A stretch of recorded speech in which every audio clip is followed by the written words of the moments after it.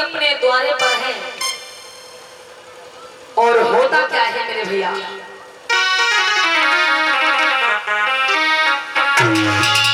गांव के कुछ बच्चे जो पार्क में गेंद खेलने के लिए जा रहे थे, मैया कृष्णा के द्वारे पे आ गए। चाची माँ लगे। जय मंगल हो बेटा, जय मंगल हो, जय मंगल हो, जय मंगल हो। हाँ चाची। अरे बच्चों। हाँ चाची। कहाँ जा रहे हो तुम? हम चाची गेंद खेलने जा रहे हैं। गेंद खेलने जा रहे हो? हाँ। अच्छा, तो कौन कौन साथ में जा रहा है? यही है हमारे साड़ू भाई, ये है मौसिया का लड़का है। अच्छा, वो तुम्हारे मौसी के लड़का है? हाँ। अच्छा, लग तो नहीं रहे वैसे। लागत ही है। क्या नाम है इनका? इनका नाम है सेट्टू लाल। अच्छा, किनका? इनका तुम्हारे मौसी के लड़के का? हाँ। तो सामने लाओ, थोड़ा कैमरा के सामने करो इनका। वह तो नाम है। पूछ रहे हो, खुद पूछ रहे हो क्या नाम है? क्या नाम है? तुम जानती नहीं है? जानती नहीं हो? ले क्या बता रहे, तुम जानती नहीं हो? हम तुमका जानती नहीं हो लागे थे तुम्हारी आंख पसंद है। जी। हाँ बेटा, गेंद खेलने जा रहे हैं। और एक सूचना है आप लोगों के लिए। 28 अक्टूबर से ग्राम शेखवापुर में कार्यक्रम शुरू हो रहा है, जहां पर उपस्थित हैं अध्यक्ष माननीय राम प्रसाद गौतम जी शेखवापुर से, जिनकी तरफ से सूचना है कि 28 अक्टूबर से बौद्ध कथा शुरू हो रही ग्राम शेखवापुर में। तो आप लोग जरूर पहुंचे, वहां पर कथावाचिका है अर्चना मौत जी, जिला हाथरस से। तो आप लोग पहुंचे, जरूर पहुंचे 28 अक्टूबर से ग्राम शेखवापुर में। बहुत बहुत धन्यवाद। बोलिए भगवान बुद्ध की। बोलो बच्चों, क्या बता रहे हो? चाची गेंद खेलने जा रहे हैं। अरे तो बेटा गेंद खेलने जा रहे हो तो जाओ। चाची 3 जने हैं तो ख्याल से नहीं बल्कि भैया को यहाँ पठाई दो। अच्छा, हम अपने बेटा को भी भेज दें? हाँ चाची पठाई दो। देखो बेटा, हम अपने बेटा को तो नहीं भेजेंगे। अरे चाची तनु पठाई दो। अरे हम नहीं भेजेंगे अपने बेटा को। वो चाची अच्छा पठाई दो। देखो बेटा, अब तुम जंगल झाड़ी में पता नहीं कहाँ कहाँ जाके गेंद खेलो, हम अपने बेटा को नहीं भेज सकते। नहीं चाची ये छपड़े में खेलने पठाई दो, अच्छा ही पठाई दो। अरे बेटा, हमने कह दिया ना, जाओ तुम लोग गेंद खेल के आ जाओ, हम नहीं भेजेंगे अपने बेटा को।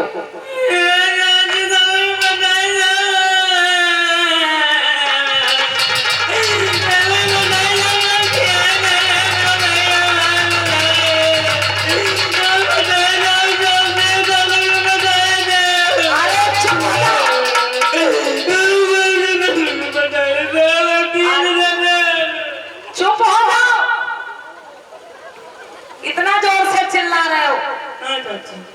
ठीक है, हम अपने बेटा को भेज तो रहे हैं तुम्हारे साथ में। हाँ। लेकिन जैसे मेरे बेटा को लेके जा रहे हो वैसे लेके आना। हाँ। कहीं छोड़ नहीं देना जंगल में, बाग में। हाँ हाँ वैसे ले जाओ। ठीक है, साथ में लेकर के जा रहे हो और साथ में ही लेकर के आना। ठीक चाची, ठीक है। ठीक है। आज मेरे बंधुओं को बच्चे चल देते हैं बाग में गेंद खेलने के लिए। और कैसे भैया?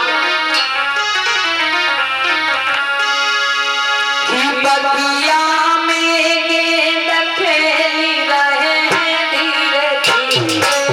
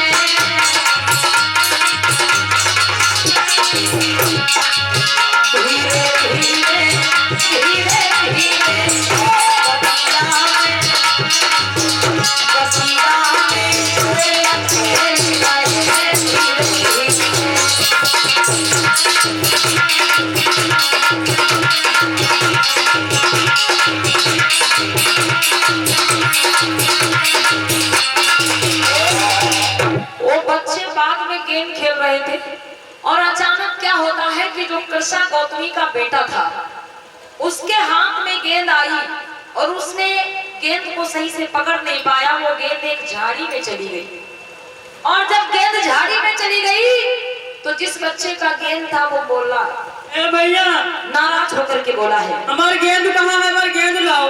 अरे भैया गेंद तो झाड़ी में चली गई। चाहे जहाँ चले गए, झाड़ी में चाहे झाड़ा में चली गई हो,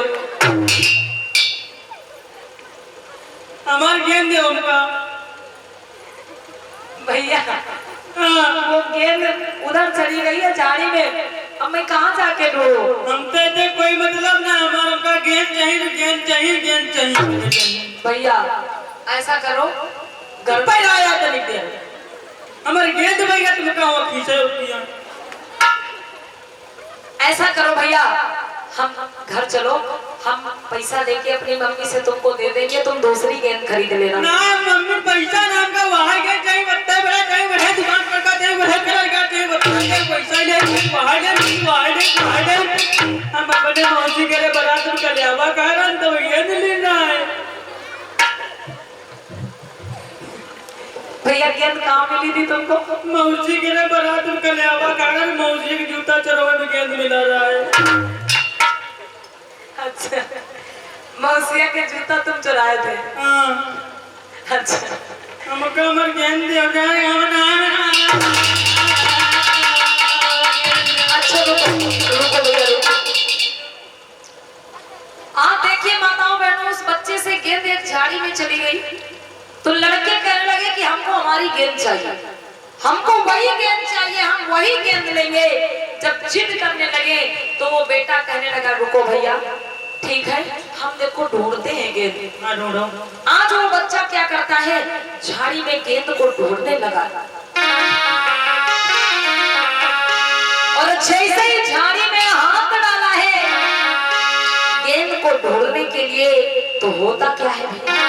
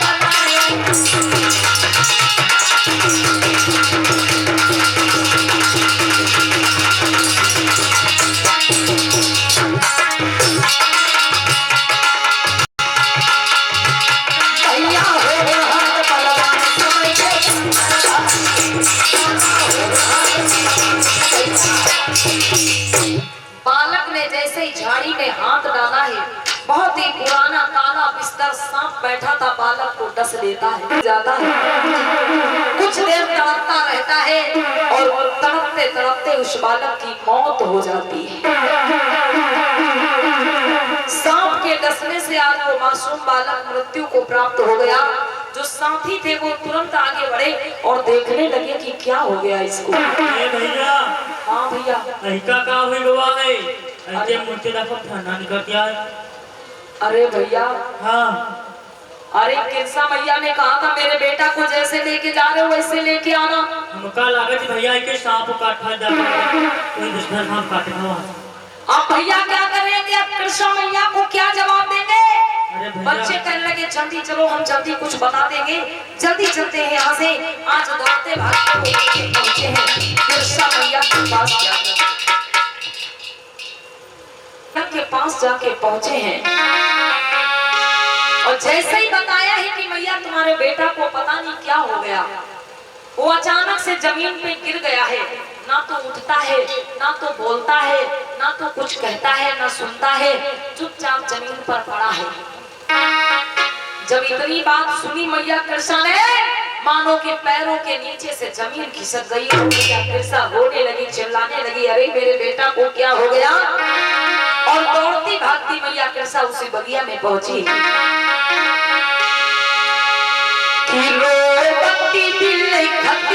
तब बात चली और बगिया में तुरंत ही आई।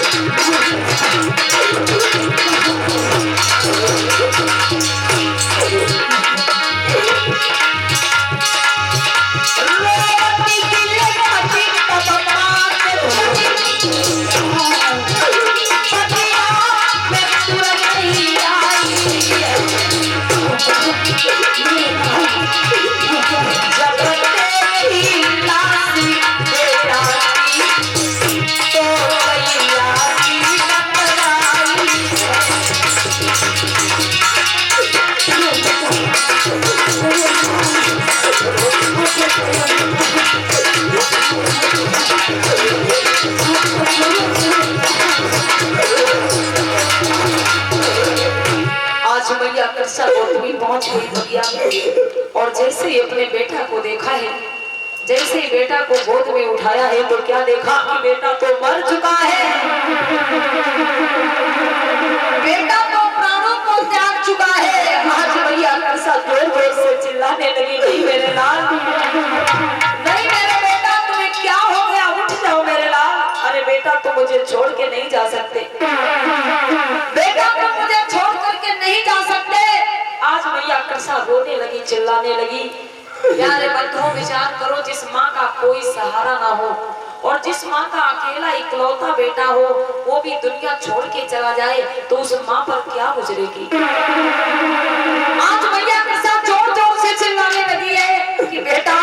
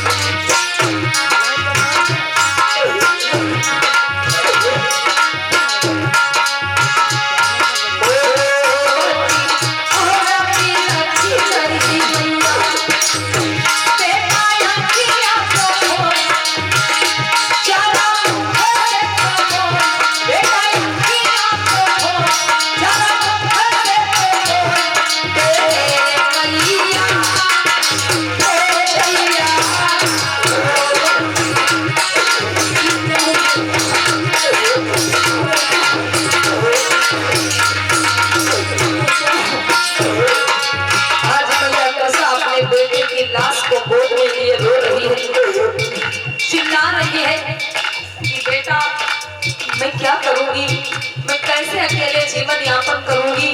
एक तुम ही मेरा सहारा थे, मेरा कोई इस दुनिया में नहीं है बेटा, मैं कहाँ जाऊंगी, किसके सहारे रहूंगी। बेटा उठ जाओ मेरे लाल, आंखें खोलो मेरे बेटा, आंखों को खोल के देखो बेटा, तुम्हारी मैया तुम्हें बुला रही है मेरे लाल।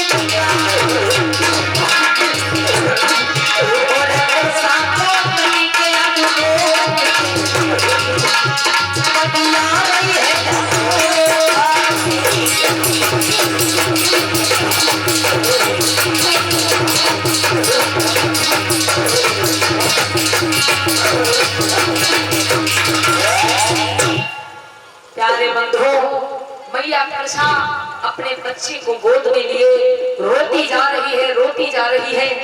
लोग आते हैं, समझाते हैं कि बेटी ये तुम्हारा बेटा मर चुका है, अब इसका अंतिम संस्कार कर दो। कृषा कहती है नहीं, मेरा बेटा नहीं मर सकता, मेरा बेटा मुझे छोड़ करके नहीं जा सकता, मैं अपने बेटे का अंतिम संस्कार नहीं करूंगी। लोग आते हैं, बहुत समझाते हैं, लेकिन वो बेटे की लाश को नहीं दे रही है अंतिम संस्कार के लिए।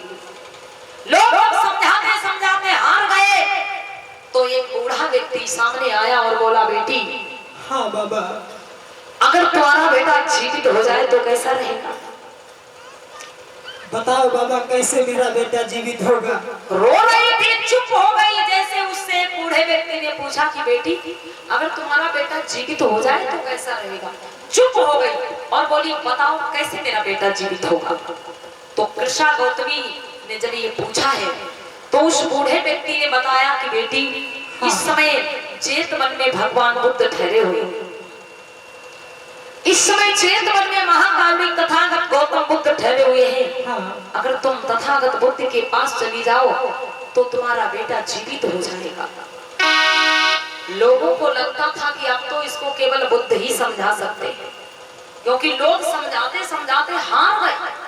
लोग कहते हैं कि तुम्हारा बेटा मर चुका है, इसका अंतिम संस्कार कर दो, लेकिन वो अपने बच्चे की लाश को नहीं दे रही।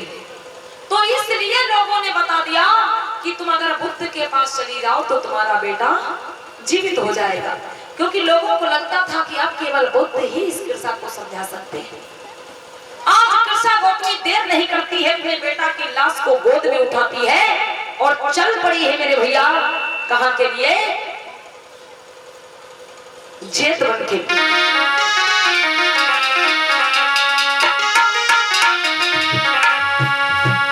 और कैसे चली है?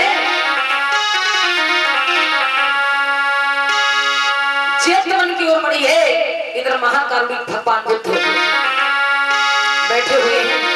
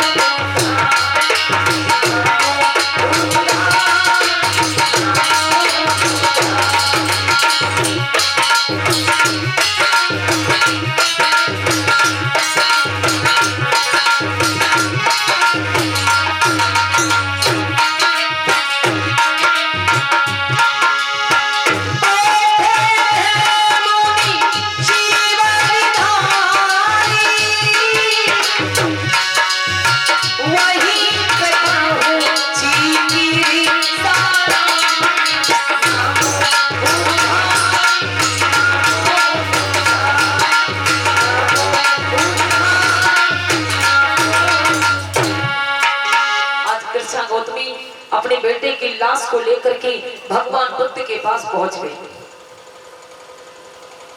और जब पहुंची है महाकारुणिक भगवान बुद्ध के पास तो जोर जोर से रोने लगी।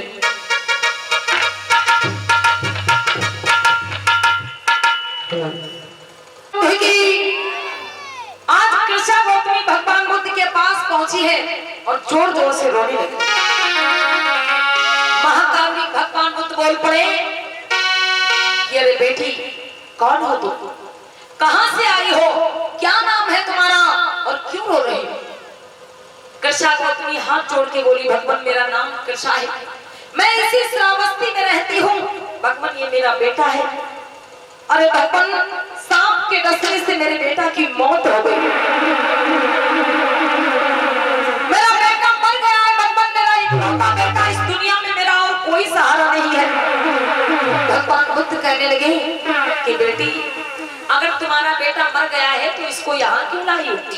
ले जाओ अपने बेटा को, इसका अंतिम संस्कार कर दो। कृषा गौतमी कहने लगी नहीं भगवान, अरे यही लोग कहते हैं और यही आप भी कह रहे हो, मैं अपने बेटे का अंतिम संस्कार कैसे कर दूं? मेरा कोई नहीं है इस दुनिया में। हे भगवान, मैं आपके पास एक आस लगा करके आई हूँ। भगवान बुद्ध बोल पड़े, बोलो बेटी कौन सी आस लगा के आई हो? कृष्णा गौतमी कहने लगी, भगवान आप मेरे बेटा को जीवित कर दे। कृष्णा गौतमी भगवान बुद्ध से क्या बोली? आप मेरे बेटा को जीवित कर दे। महाकारुणिक तथागत बुद्ध बोल पड़े, बेटी ये क्या कह रही हो? अरे तुम्हारा बेटा मर चुका है, ये संसार नश्वर है, ये संसार नाशवान है। जो इस दुनिया में आया है, जो इस संसार में आया है, जो इस जगत में आया है, उसको एक ना एक दिन जाना ही होगा। यही संसार का सत्य है बेटी। जिसने जन्म लिया है उसकी मृत्यु जरूर होगी। कृष्णा गौतमी हाथ जोड़ के बोली, नहीं भगवान आप मेरे बेटा को जीवित कर दे, बस मैं आपसे विनती करती हूँ। महाकारुणिक भगवान बुद्ध बोल पड़े कि बेटी हर एक रोग बीमारी की दवाई बनी है, लेकिन आज तक ऐसी कोई दवाई नहीं बनी जो मरे हुए व्यक्ति को जिंदा कर दे। और क्या बोले हैं तथागत बुद्ध? सुनो बेटी, कि चाहे बालक की हो चाहे बूढ़ा, चाहे हो कोई जवानी रे, जो आया है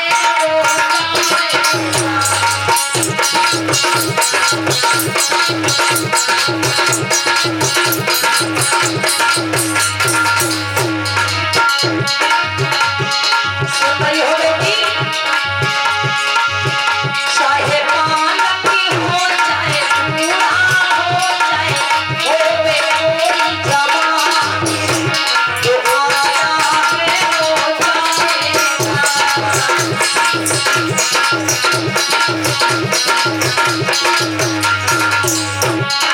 और बेटी आज जिसने जन्म लिया धरती पर, उसको यकीन जाना, अरे हाँ, उसको यकीन जाना। और खाली पिंजरा रहना, पंछी को उड़ जाना, अरे हाँ, पंछी को उड़ जाना। चाहे मूर्ख हो ज्ञानी हो, चाहे हो कोई जवानी रे, जो आया है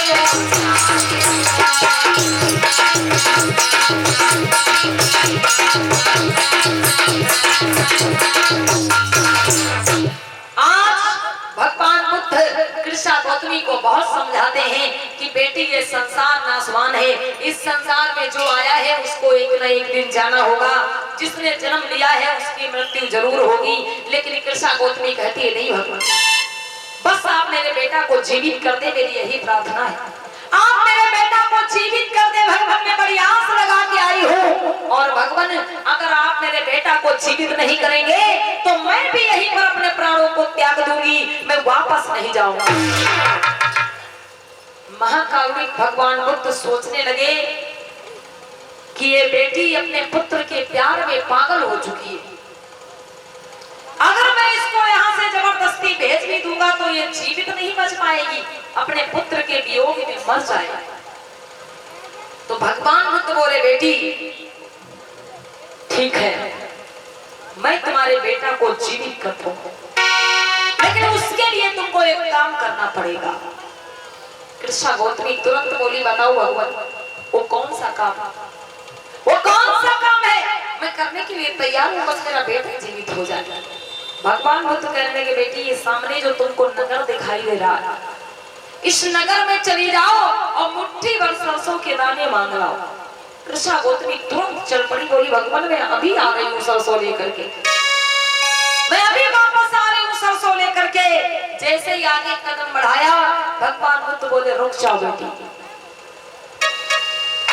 बेटी तुम सरसों लेने के लिए तो जा रही हो, लेकिन अच्छे से पता लगा करके लाना सरसों। बेटी तुम सरसों उसी घर से लेके आना, तुम सरसों उसी घर से लेकर के आना जिस घर में कभी कोई आज तक मरा ना हो। भगवान बुद्ध ने क्या कहा कि बेटी तुम सरसों उसी घर से लाना जिस घर में कभी कोई आज तक मरा ना हो। अगर तुम ऐसे घर से सरसों ले आओगी तो हम तुम्हारे बेटा को जीवित कर देंगे। कृष्णा गौतमी सोचती है अरे कोई ना कोई तो ऐसा घर मिलेगा जिस घर में कभी कोई मरा ना हो। आज कृष्णा गौतमी चल पड़ी है। कैसे भैया?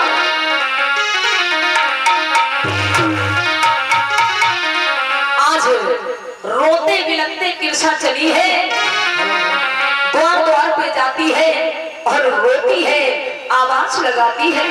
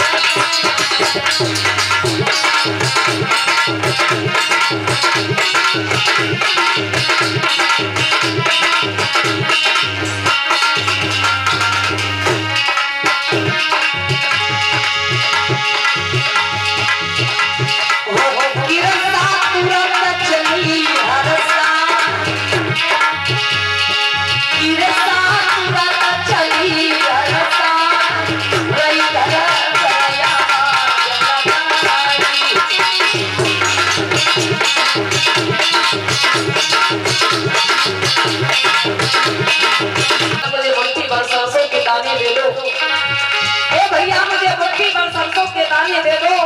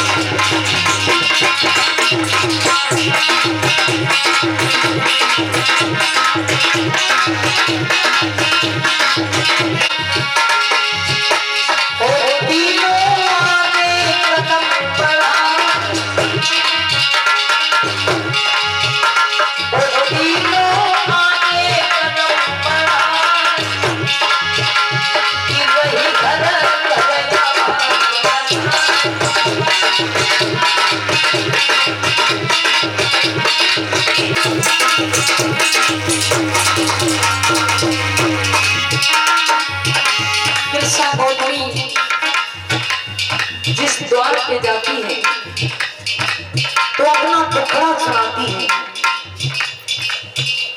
कि भैया मुझे मुट्ठी भर सरसों के दाने दे दो।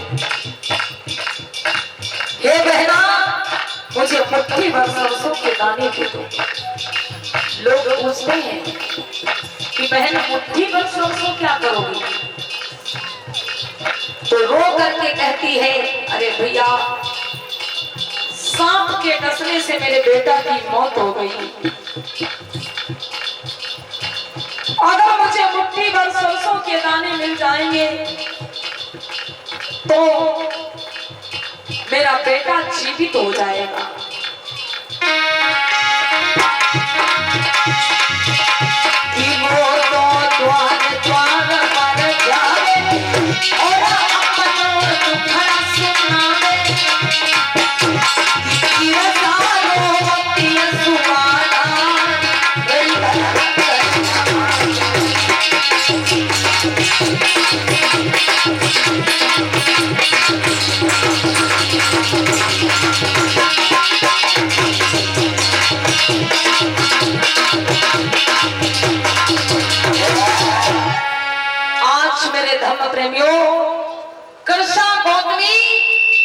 जब नगर में पहुंची है तो एक घर में वो आवाज लगाती है, उस घर से एक व्यक्ति बाहर निकलता है। कहती है भैया मुझको मुट्ठी भर सरसों दे दो।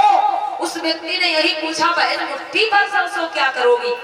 माताएं बहनें कथा पर भी ध्यान दें। एक आदमी घर से बाहर निकला, कृष्ण ने सरसों मांगी तो उस आदमी ने क्या काम चलेगा, अरे सरसों चाहिए तो ज्यादा मांगो, तो बस मुट्ठी भर ही सरसों चाहिए।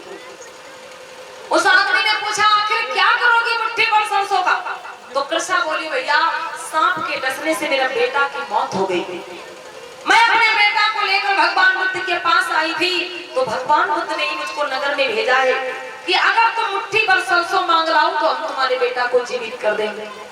वो आदमी बड़ा खुश हुआ, घर के अंदर गया और तुरंत सरसों लेकर के आया और दे दिया। कृष्णा गौतमी को बोला बहन ले जाओ, अरे तुम्हारा बेटा जीवित हो जाएगा। लेकिन फिर उसको बात याद आ गई भगवान बुद्ध की। कृष्णा गौतमी को फिर बात याद आई तो बोली भैया अच्छा एक बात बताओ, भगवान बुद्ध ने हमसे एक बात कही थी कि सरसों लाना तो उसी घर से लाना जिस घर में कभी कोई मरा ना हो। तो भैया एक बात बता दो, तुम्हारे घर में कभी कोई मरा तो नहीं है? जैसे उस व्यक्ति से पूछा कि भैया एक बात बता दो, तुम्हारे घर में कभी कोई मरा तो नहीं है, वो व्यक्ति उदास हो गया, दुखी हो गया और दुखी होकर के बोला अरे बहन ये कैसी बातें पूछ रही है, मेरा घर क्या इस धरती पर कोई ऐसा घर नहीं मिलेगा जिस घर में कभी कोई मरा ना हो। कृष्णा बोली भैया ऐसा ना कहो, फिर मेरा बेटा कैसे जीवित होगा? वो व्यक्ति बोला देखो बहन मैं तुमसे झूठ नहीं बोलता, अरे मेरे माता पिता मेरे दादी दादा मेरी आंखों के सामने इस दुनिया से चले गए, मैं तुमसे कैसे कह दूं मेरे घर में कोई नहीं मरा? वो व्यक्ति अपने माता पिता को याद करके रोने लगा। कृष्णा गौतमी ने सरसों नहीं ली, सरसों को लौटा दिया और दूसरे घर में पहुंची। एक औरत बाहर निकल के आई, उससे कहती है कि हे बहना मुझे मुट्ठी भर सरसों दे दो, लेकिन पहले ये बता दो तुम्हारे घर में कोई मरा तो नहीं? वो औरत जोर जोर से रोने लगी अम्मा बहनों और बोली कि बहन तुम मुझसे पूछ रही हो तुम्हारे घर में कोई मरा तो नहीं? अरे अभी 1 महीना पहले मेरे पति की मौत हो गई, मेरे छोटे छोटे बच्चे हैं, मेरे कोई कमाने वाला नहीं है, मेरे बच्चे भूखों मर रहे हैं। वो औरत रोने लगी अपने पति की याद करके। तीसरे घर में कृष्णा पहुंची तो एक बूढ़ा व्यक्ति मिला, उससे भी कृष्णा यही कहती है दादा मुझे मुट्ठी भर सरसों दे दो, लेकिन पहले ये बता दो तुम्हारे घर में कभी कोई मरा तो नहीं? वो बूढ़ा व्यक्ति भी जोर जोर से रोने लगा और बोला बेटी अभी 4-5 महीना पहले मेरे जवान बेटा की मौत हो गई। वहां भी सरसों नहीं लेती और घर में पहुंचती है। अरे वो जिस घर में जाती है और जिस घर में पूछती है कि आपके घर में कोई मरा तो नहीं, तो कोई कहता है मेरी माता मर गई, कोई कहता मेरे पिता मर गए, कोई कहता मेरी पत्नी मर गई, कोई मरा तो नहीं। तो लोग अपना अपना दुख बता के रोने लगते हैं। अम्मा बहनों कृष्णा गौतमी ने जब रोते बिलखते लोगों को देखा है तो आज बंधुओं अपना दुख वो भूल गई। जब दूसरों को देखा कि किसी का जवान बेटा मरा है, किसी की बेटी मरी, किसी की बहू मरी, किसी की पत्नी मरी, किसी की माँ मरी, किसी की बहन मरी, किसी का भाई मरा, किसी का पिता मरा, जब दूसरों को रोते बिलखते देखती है तो अपना दुख भूल गई और रोना बंद कर दिया। उसने स्वीकार कर लिया कि भगवान बुद्ध ठीक ही कह रहे थे बेटी ये संसार नश्वर है, जो इस संसार में आया है उसको एक ना एक दिन जाना होगा और इस संसार में जन्म और मृत्यु ही सत्य है। ये भगवान बुद्ध ठीक ही कह रहे थे, आज उसकी समझ में आ गया भैया। और वो क्या करती है, चुपचाप लौट आती है, अपने बेटा को उठाती है और शमशान घाट की ओर चली जाती है। बोलिए भगवान बुद्ध की। आप देखिए मेरी अम्मा बहनों उस कृष्णा गौतमी को कैसा ज्ञान हो गया। चुपचाप आई, अपने बच्चे को उठा लिया और अंतिम संस्कार करने के लिए चली गई। अपने बेटे का अंतिम संस्कार करके और तुरंत भगवान बुद्ध के पास लौट करके आई।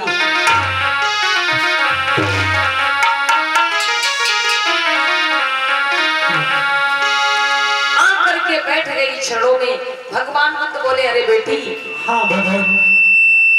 सरसों नहीं मिली? अरे भगवान, मुझे ज्ञान नहीं था, आपने मुझे ज्ञान दिया है। अगर जो मुझको आप ज्ञान ना देते तो मैं अपने बेटे के प्यार में मैं भी मर जाती। आज कृष्णा गौतमी बोले भगवान आपने मुझको ऐसा ज्ञान दिया है, मेरा जीवन संभल गया, मेरा जीवन संभल गया। अगर सरसों मांगने के बहाने में नगर में न जाती तो मुझको ज्ञान नहीं होता, और मैं अपने बेटे के प्यार में, अपने पुत्र के प्यार में पागल होकर के मर जाती। मैं अपने बेटे के बिना नहीं जी पाती, लेकिन आज मुझको ज्ञान हो गया। जब मैं नगर में गई तो भगवान ने रोते बिलखते लोगों को मैंने देखा। कोई कह रहा था कि मेरा जवान बेटा मर गया, कोई कह रहा था मेरा जवान भाई मर गया, कोई कह रहा था मेरी माँ मर गई, कोई कह रहा था मेरी पत्नी मर गई, कोई औरत कह रही थी मेरा पति मर गया। मैंने जब रोते बिलखते लोगों को देखा तो भगवान ने अपना दुख भूल गई। बोली भगवान बुद्ध की। आज भगवान बुद्ध कहने लगे बेटी ठीक है, जाओ अपने घर लौट जाओ। कृष्णा बोले नहीं भगवान, मेरा इस दुनिया में कोई नहीं, आपने मुझको नया जीवन दिया है भगवान, इसलिए मैं आपकी ही शरण में आना चाहती हूँ। आज भगवान बुद्ध कहने लगे ठीक है, चलो बेटी अगर मेरी शरण में आना चाहती हो तो मैं तुम्हें भिक्षुणी संघ में ले चलता हूँ। आज कृष्णा गौतमी भिक्षुणी संघ में जाती है, और जिस प्रकार से आप लोग भंते जी को देख रहे हैं माताओं बहनों, जैसे आप भंते जी को देख रही हैं, इसी प्रकार से वो अपना सर मुंडवा के जीवन धारण करके बौद्ध भिक्षुणी बन जाती, और भंते बन करके बौद्ध भिक्षुणी बन करके गांव-गांव में जाकर के लोगों को धम्म का पाठ पढ़ाने लगती है। तो देखिए प्यारे बंधुओं, ऐसा था भगवान बुद्ध का ज्ञान। अगर वो चाहते तो उस लड़की को ऐसे ही भेज देते कि जाओ तुम्हारा बेटा नहीं जीवित हो, लेकिन अगर वो ऐसे भेज देते, वो चली तो जाती लेकिन वो जीवित नहीं रह पाती, वो भी मर जाती अपने पुत्र के वियोग में, शोक में, दुख में। लेकिन जब उसको ज्ञान हो गया सरसों मांगने के बहाने, तो देखिए मेरी माताओं बहनों, उसने खुद ऐसे रास्ते को अपना लिया कि दूसरों को ज्ञान का रास्ता बताने लगी। बोलिए भगवान बुद्ध की। और ये 50 राष्ट्रीय मुद्रा मानी गोकर्ण जी की तरफ से मवई से, और ये 50 राष्ट्रीय